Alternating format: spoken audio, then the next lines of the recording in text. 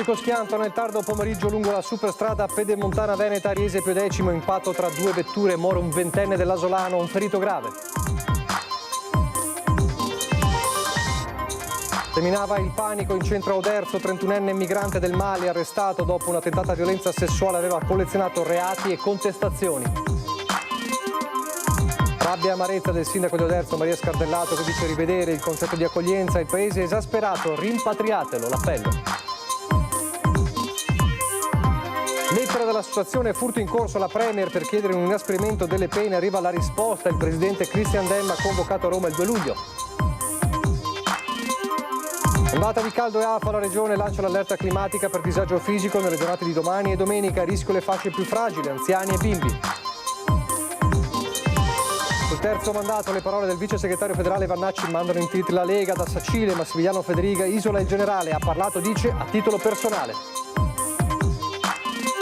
Tra visite istituzionali e solidali e ricorrenze storiche, 3 giorni nella Marca per Emanuele Filiberto di Savoia. Sono un italiano che ama l'Italia, dice, la politica la lascio ai politici. Al di là 3 giorni del raduno Triveneto degli Alpini, attesi in 100.000 a Conegliano, stasera alle 20.30 in diretta su Antena 3 il concerto dei cori dal Duomo e domani dalle 13.30 in un intero pomeriggio con la festa delle penne nere.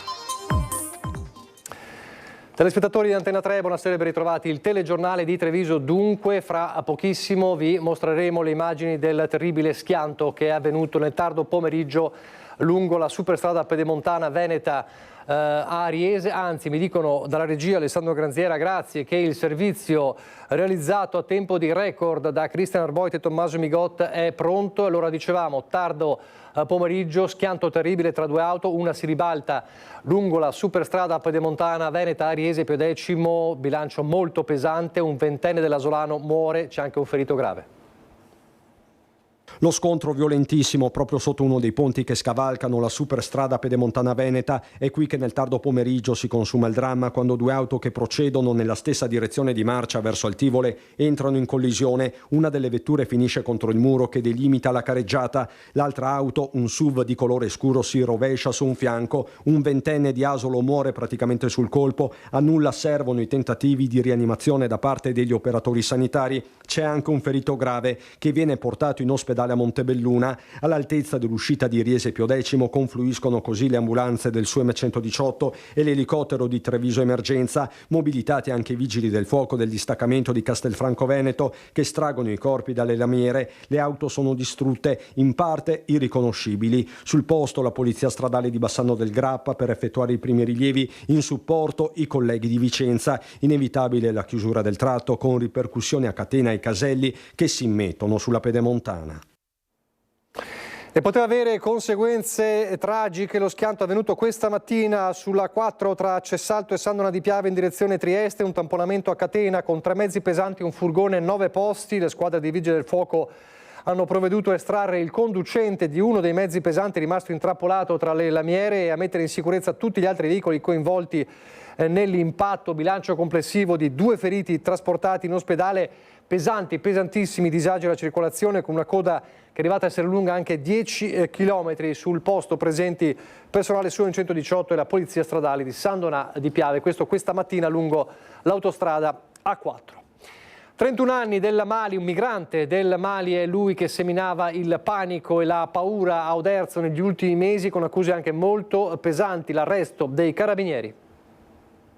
Mia preoccupazione era, come si vede, si sente tante volte, che uno va fuori di testa completamente e compie il gesto estremo.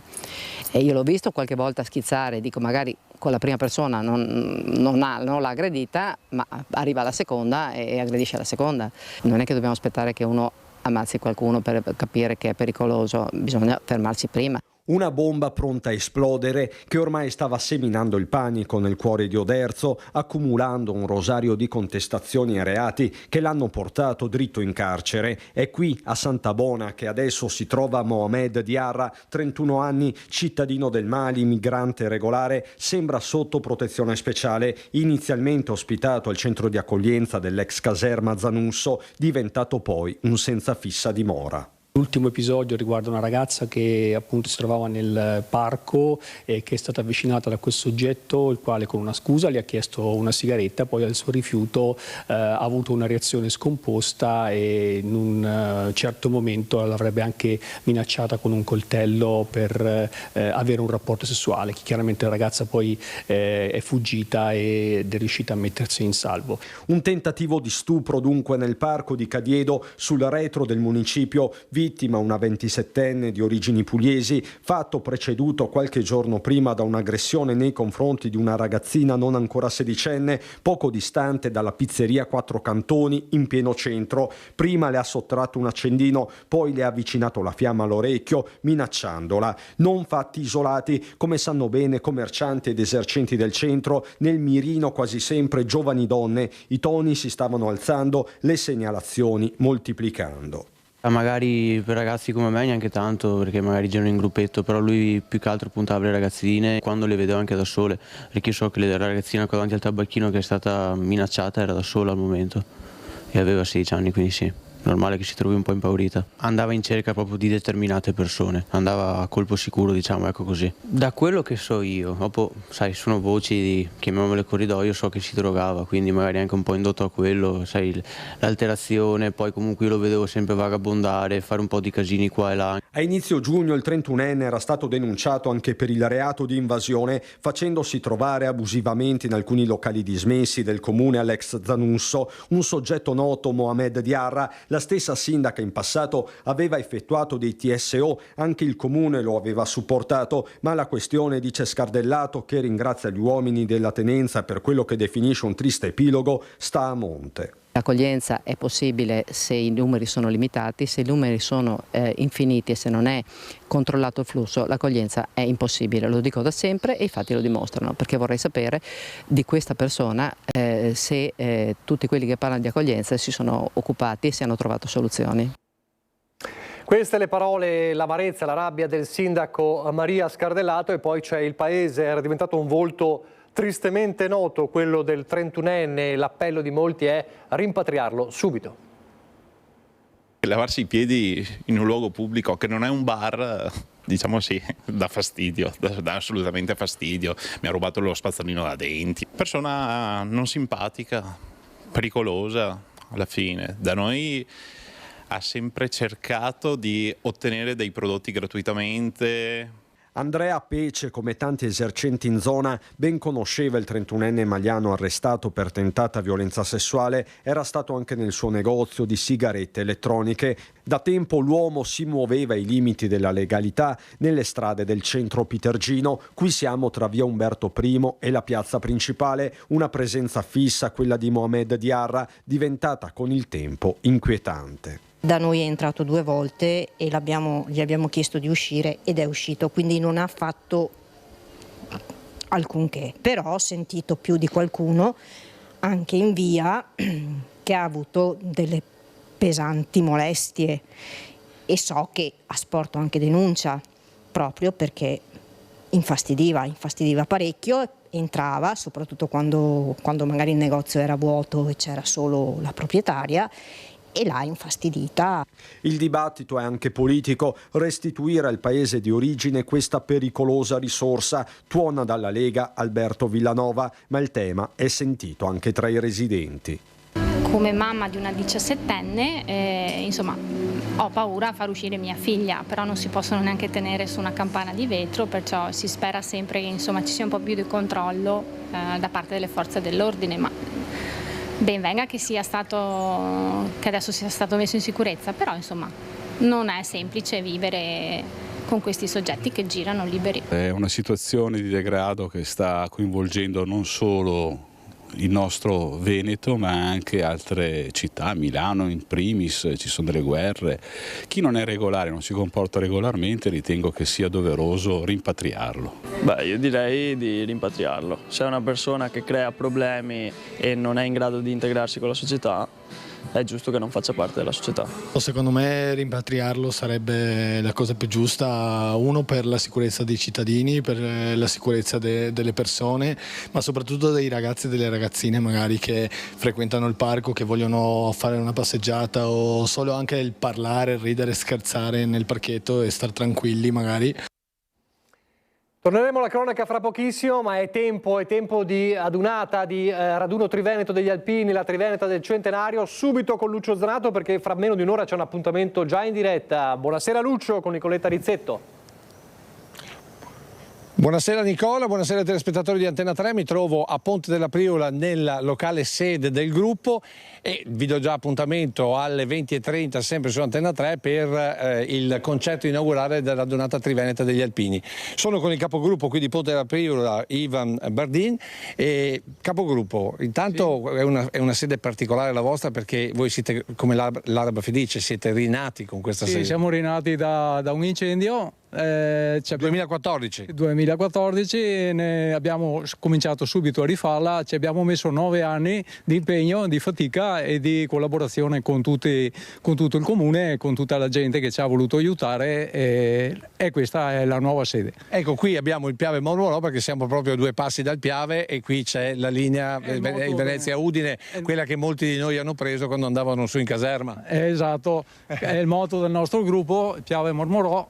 E quindi diciamo che... E poi ci sono tutti i sassi del Piave, cioè davvero una bellissima sede e soprattutto una sede partecipata. Voi qui cosa organizzate di solito? Beh, diciamo che questa sede qua viene anche usata dalla Protezione Civile ANA per i suoi incontri ogni mercoledì, è aperta alle scuole elementari, alle scuole medie, dove fanno i loro incontri, le loro feste e anche incontri con noi, diciamo, durante l'anno. Quindi... Insomma, la date a disposizione perché deve essere della comunità e voi siete a disposizione della comunità.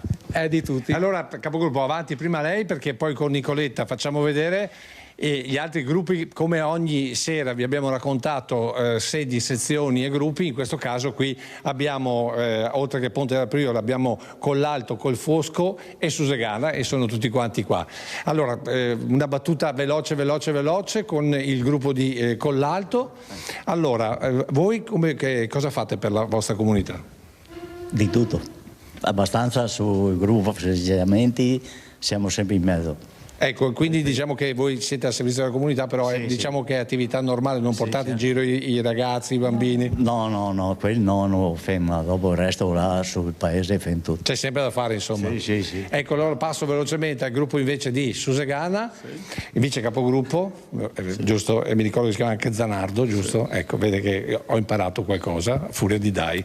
Invece voi a Susegana cosa fate? Noi siamo sempre in contatto col comune, quando ci chiedono qualcosa eseguiamo, poi andiamo sulle scuole, puntiamo tutto sui giovani perché sono il nostro futuro, il nostro avvenire e cerchiamo di ascoltare le loro problematiche e soprattutto i loro problemi. Ecco, e quindi nella scuola che cosa fate? Raccontate la storia degli alpini? Sì, specialmente abbiamo cominciato con le scuole elementari e volevamo puntare più in alto. Bene, andiamo velocemente invece al gruppo di Colfosco. Con Colfosco come ci si comporta? Cos'è che fate voi che siete a Colfosco? Colfosco, come gli altri gruppi siamo a disposizione del paese, della parrocchia, delle varie scuole. Abbiamo inoltre la sede anche della Protezione Civile in caso di calamità. Dobbiamo ospitarli sia come vettoriamento che come tutto. E come gruppo tutti gli anni portiamo i ragazzi delle scuole elementari a visitare la diga del Vajont e delle izzattieri che erano, diciamo, i trasportatori del legname per Venezia sul Piave. Ecco, ma Alessandro Cenedese è del vostro gruppo? Alessandro Cenedese è del nostro gruppo, c'è Del Rosso Narciso come consigliere. Ma Alessandro in questi giorni non lo vedete proprio perché lui sta vivendo a Conegliano. Alessandro Cenedese, i consiglieri in questo momento sono troppo impegnati. E poi Alessandro Cenedese è, diciamo, il responsabile della logistica e quindi ce l'abbiamo qui proprio per l'ultima battuta. Però prima abbiamo l'assessore qui di Susegana, assessore Daniele Ceschin, giusto? Chiesurin, chiedo scusa, non ho scritto male. Per voi come comunità cosa significa avere tutti questi alpini intorno? Ci vorrebbero ore per rispondere a questa domanda.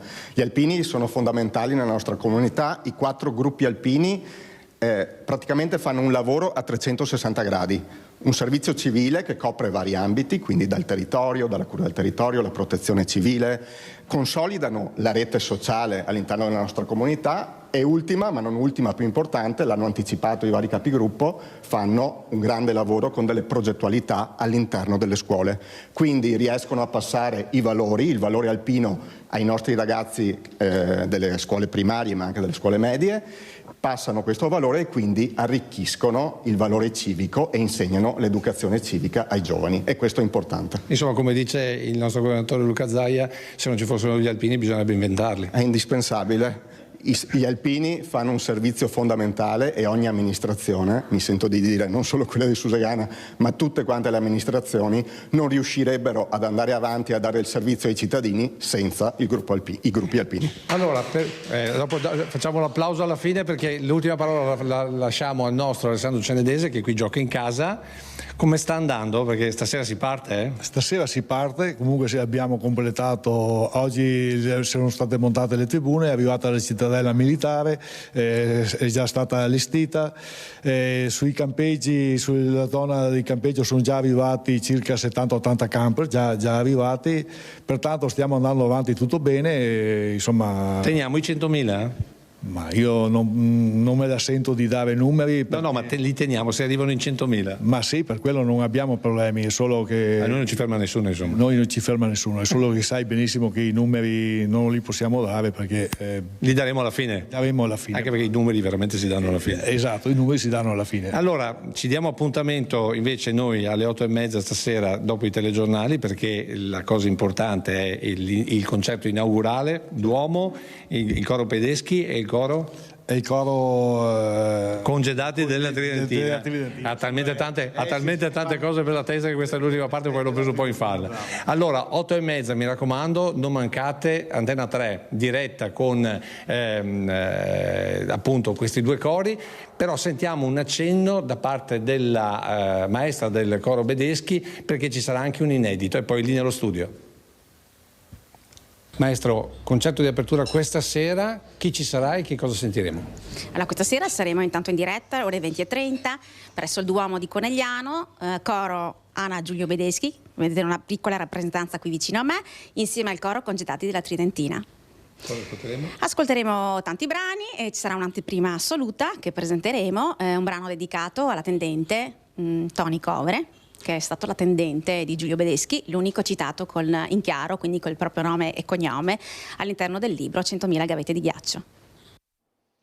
E poi dalle 13:30 domani, subito dopo la nostra prima edizione, un lungo non stop live delle voci alpine con Lucio Zanato, Omar Costantini e il nostro Ferdinando Garavello, quindi dalle 13:30 fino ai telegiornali e poi collegamenti anche nei telegiornali, tutto il pomeriggio dedicato agli alpini, quindi restate con noi con la televisione degli alpini Antena 3. Torniamo alla cronaca, abbiamo parlato ieri dei furti, delle razzie ad Albaredo di Vedelago e a Morgano, a Badoere nello specifico. C'è ancora molta rabbia tra i derubati, siamo in grado anche di farvi vedere alcuni video dei ladri in azione.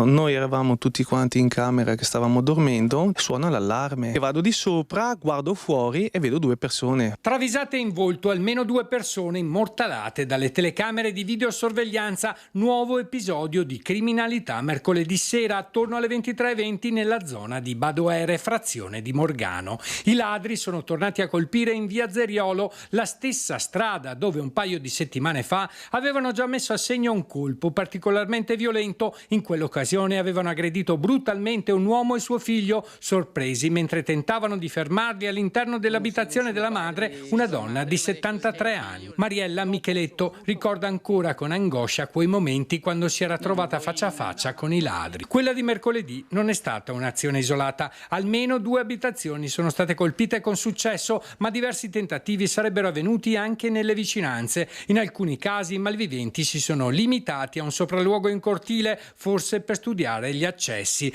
A dimostrarlo ci sono le immagini registrate dalle videocamere di sorveglianza privata di Giovanni. Tempestivamente cosa ho fatto? Ho chiamato i carabinieri, sono arrivati subito, l'unica cosa è che loro erano già andati via. Sul tempo di 9 minuti non c'era più nessuno. Attimi di terrore anche ad Albaredo, dove 3 uomini incappucciati hanno tentato di introdursi in una villetta attorno alle 11:30 del mattino dopo, un colpo pianificato in pieno giorno con i malviventi arrivati a bordo di un'auto beige parcheggiata proprio davanti all'abitazione. Dopo aver suonato il campanello, con tutta probabilità per accertarsi che la casa fosse vuota, i malviventi hanno forzato con un piede di porco sia il cancello che l'ingresso principale. Colta di sorpresa, la 60enne padrona di casa è rimasta paralizzata dalla paura. La vittima non è riuscita né a urlare né a chiamare aiuto. È fuggita al piano superiore, dove ha cercato rifugio sul poggiolo. È stato il suo tentativo disperato di segnalare la presenza dei ladri che ha fatto scattare la fuga dei 3, subito risaliti sull'auto con cui erano arrivati. I furti, la piaga, le proteste, l'insicurezza, la richiesta di inasprire le pene, una lettera che era stata spedita dal presidente dell'associazione Furti in Corso direttamente dopo i tentativi andati a vuoto con il ministro Nordio alla Premier Meloni. È arrivata la risposta e una convocazione a Roma per il 2 luglio.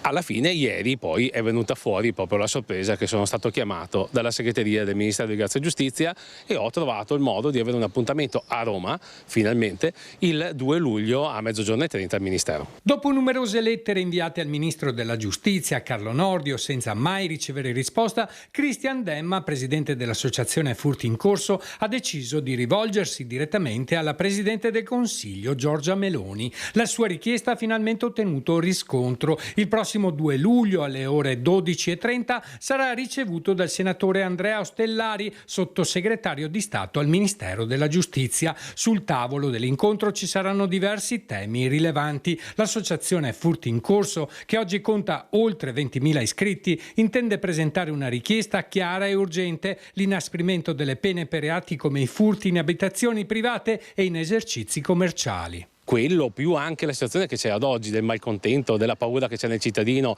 magari qualche sportello di ascolto, perché come diciamo sempre c'è anche il post furto che viene sempre ignorato. Quindi diciamo ce n'è da parlare e sono contento che riusciremo finalmente forse a trovare qualcosa, il nocciolo del discorso. Christian Demma torna quindi a sollecitare un intervento da parte del governo per promuovere una modifica dell'attuale quadro normativo con l'obiettivo di garantire maggiore certezza della pena, una misura ritenuta necessaria per contrastare la crescente percezione di impunità e l'effettiva depenalizzazione di questi reati che danneggiano profondamente cittadini e imprenditori. Fiduciosi, sempre fiduciosi, se no non saremmo arrivati fino a Roma dopo tutti questi anni, quindi sì, direi che perseverare in questo caso è servito a qualcosa. Lo spacciavano per disinfettante, ma era alcol etilico. Maxi sequestro della Guardia di Finanza, nel mirino un camion.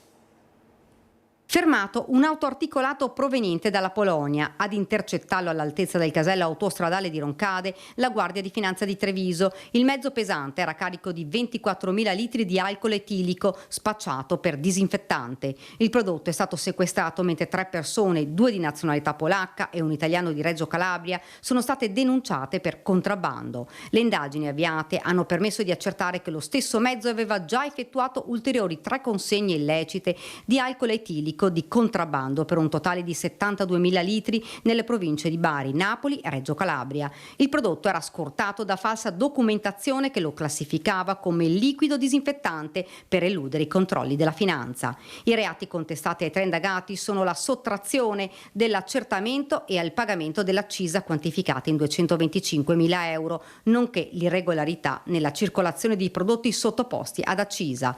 L'alcol etilico sarebbe stato verosimilmente utilizzato per produrre illegalmente all'interno di laboratori clandestini bevande alcoliche come whisky, grappe e liquori. Prima di andare in pubblicità, un aggiornamento sulla tragedia della Pedemontana. Abbiamo aperto il nostro telegiornale con i servizi di Christian Arboit sulla tragica fine di un 20enne dell'Asolano morto nello schianto tra 2 auto lungo la superstrada Pedemontana Riese Pedecimo. La vittima, 20 anni, si chiamava Filippo Piccolotto, residente proprio ad Asolo. Il padre, Ivan Piccolotto, è il titolare di una notissima agenzia immobiliare in paese. Dunque l'identità della vittima è quella di Filippo Piccolotto, appena 20 anni, di Asolo. Pubblicità.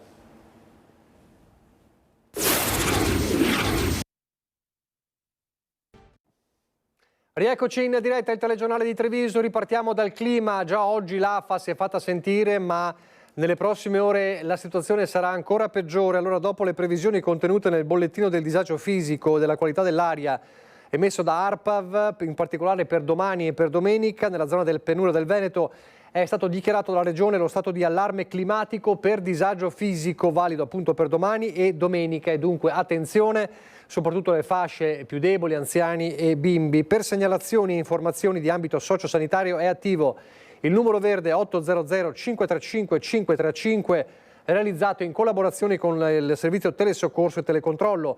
Per segnalazioni di eventuali emergenze di protezione civile è attivo il numero verde 800 990 009. In sostanza, comunque, ecco, attenzione al caldo estremo delle prossime 48 ore, perché ci sarà un'allerta per disagio fisico dovuto al caldo.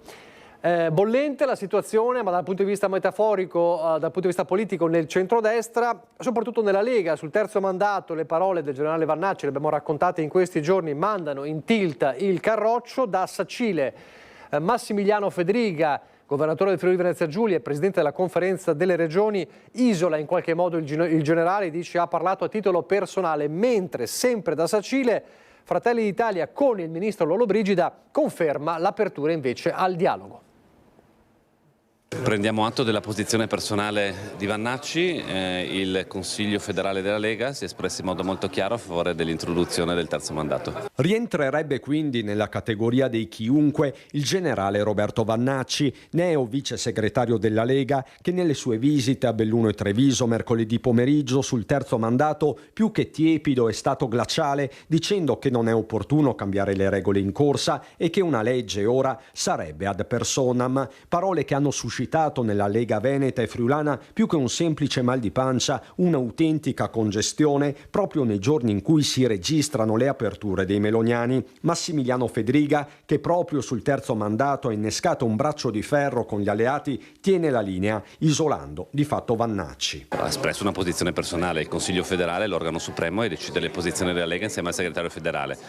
Dopodiché chiunque esprime delle posizioni personali anche in dissonanza rispetto alla linea del partito. Accanto a Fedriga, in occasione delle celebrazioni per i 250 anni della Garbellotto a Sacile, c'è anche Luca Zaia, che evita però accuratamente la polemica diretta. Penso che la questione posta dal presidente Donzelli e poi successivamente anche rilanciata da altri autorevoli esponenti di Fratelli d'Italia vada nella direzione di fare una valutazione di buon senso. Da Treviso cerca un punto di equilibrio, ai limiti però dell'equilibrismo, il vice segretario regionale della Lega. Il generale ha detto che bisognava cambiare la legge prima ed è quello che la Lega ha sempre detto, è da tempo che noi poniamo questo tema. Bene i ripensamenti dell'ultimo minuto e cui speriamo che venga dato seguito, ma rimaniamo concordi insieme al generale Vannacci che sarebbe stato bene farlo prima. L'apertura però è ora, sottolinea Barbisan, ed è qui che bisogna trovare i punti di contatto e agire. E a proposito di aperture, sono inequivocabili quelle espresse sempre a Sacile dal colonnello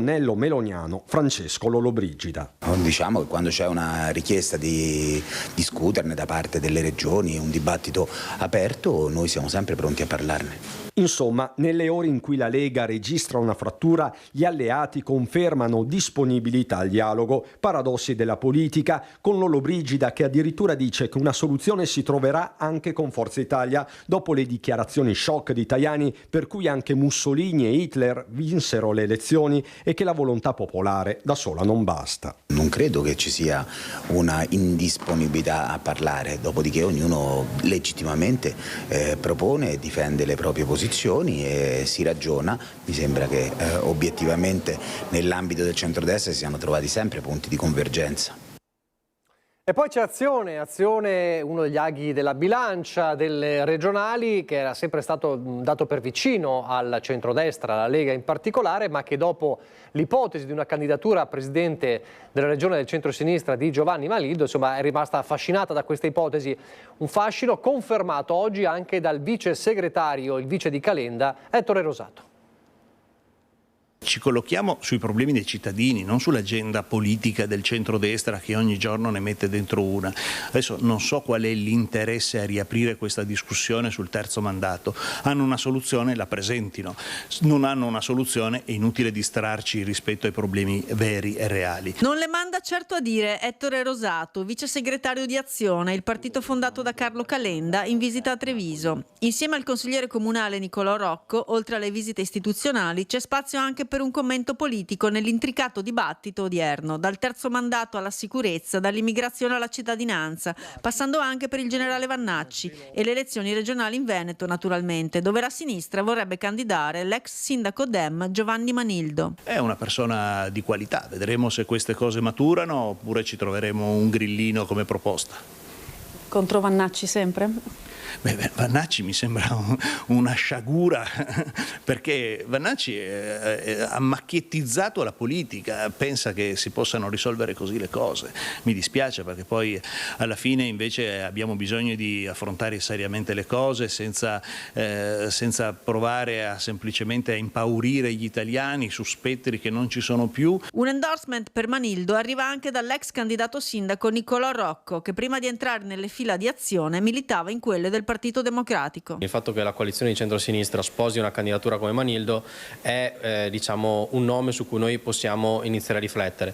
Sicuramente però siamo un partito che si confronterà in tutte le province, per cui aspettiamo di vedere anche cosa farà il centrodestra, ma sono sincero, il nome di Giovanni Manildo è un nome con il quale, se lui avrà il coraggio di stare con una proposta più riformista, più moderata, noi possiamo dialogare, però dialoghiamo anche rispetto al nostro programma, e quindi noi porteremo un programma e vedremo qual è la coalizione che ci permetterà di cambiare in meglio questo Veneto.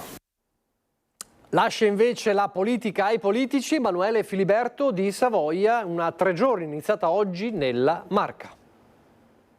Le motivazioni di questa visita sono doppie. La prima motivazione è, come ogni anno faccio le visite alle mie delegazioni degli ordini dinastici di Casa Savoia, dove ogni anno facciamo in provincia facciamo una cena di beneficenza, e dove l'anno scorso abbiamo potuto iniziare un progetto che si chiama Salvavita, dove abbiamo regalato dei defibrillatori nelle piazze delle dei piccoli centri, e continueremo questa bella iniziativa.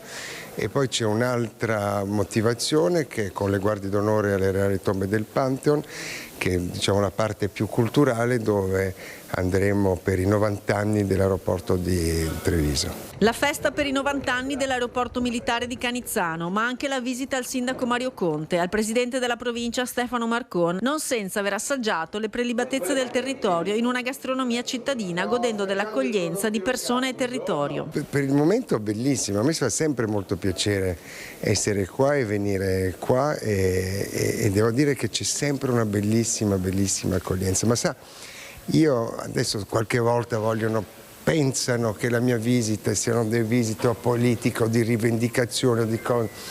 La mia è una visita storica, una visita culturale e una visita di beneficenza ad un italiano che ama il suo paese e che vuole approfittarne, e ne vuole fare approfittare anche gli altri. Dunque queste sono le mie motivazioni. E poi tappa al monumento del Milite Ignoto, inaugurato proprio dal Principe lo scorso anno, a giugno 2024, al Sacrario Militare, all'ossario del Montello di Nervesa della Battaglia, e anche una visita ufficiale al Tempio Canoviano e alla Gipsoteca di Possagno. 72 ore intensissime per il Principe Emanuele Filiberto, che si concluderanno con l'inaugurazione del defibrillatore donato dagli ordini dinastici ai comuni di Nervesa della Battaglia ed Arcade.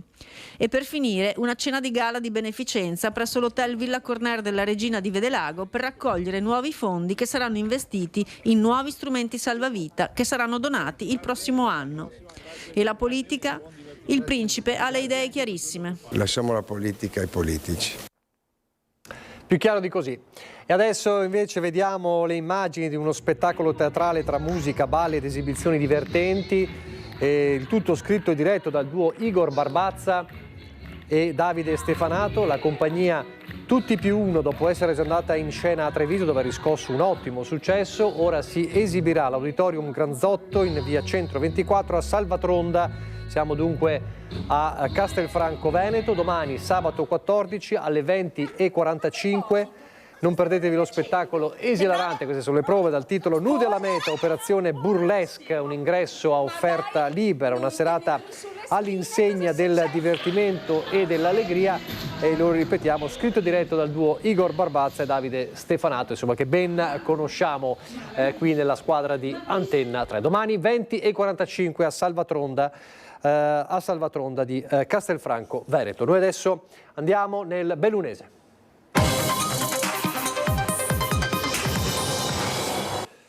E allora ripartiamo dalla tragedia, l'abbiamo già raccontato nel telegiornale del Veneto di Venezia, perché parliamo di una vittima veneziana, della tragedia che si è consumata poco prima delle 13 in Val di Zoldo, lungo la strada forestale che da Col di Forno di Zoldo porta a Villa di Dont. Maria Straniero, escursionista di 72 anni, è precipitata per una 60 di metri in un punto verticale senza vegetazione dopo che la staccionata su cui si era appoggiata in un momento di pausa della camminata ha ceduto improvvisamente.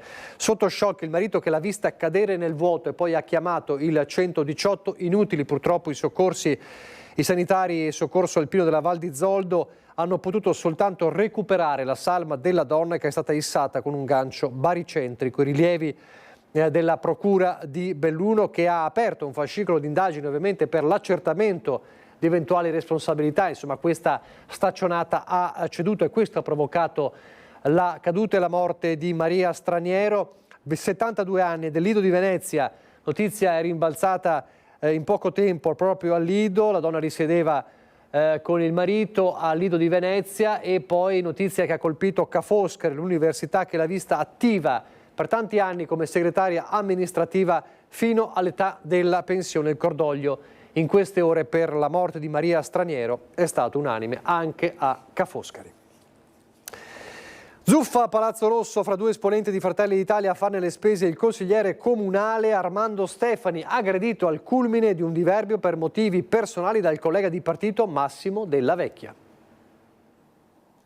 Il silenzio vale più di 1000 parole. Quello calato sull'aggressione e i danni del consigliere di Fratelli d'Italia Armando Stefani ha dell'incredibile. Lo scorso marzo Stefani, 70 anni, sarebbe stato aggredito fisicamente da Massimo Della Vecchia, collega di partito e referente della rete immigrazione provinciale.